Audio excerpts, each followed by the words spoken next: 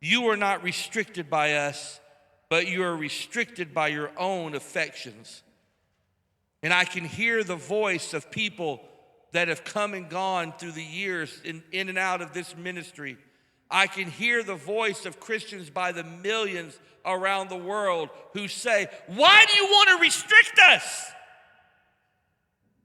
And Paul said to Corinth, he said, I'm not trying to restrict you.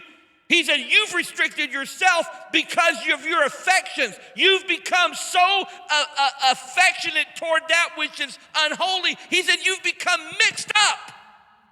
He said, so you're sick and you have death and destruction. He said, you did it.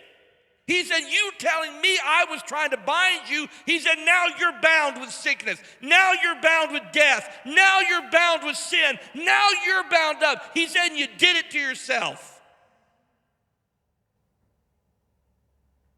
Now in return for the same, and he even says, I speak as to children. Man, Paul, this is good stuff here. Paul was going for the win on this one. He wrote back to them.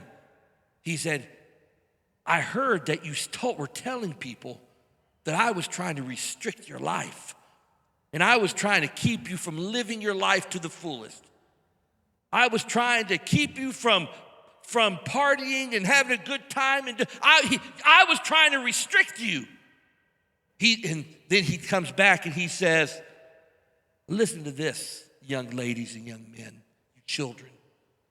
Listen to the apostle of God now. He says, I speak as to children. He said, you also be open. And then he gets into it. Do not be unequally yoked together with unbelievers. Wow. For what fellowship has righteousness with lawlessness? And what communion has light with darkness? And what accord has Christ with Belial? Or what part has a believer with an unbeliever? And what agreement has the temple of God with idols? If only there was someone to write a letter to the church today. Maybe I should say it this way. If only the church today read their Bibles.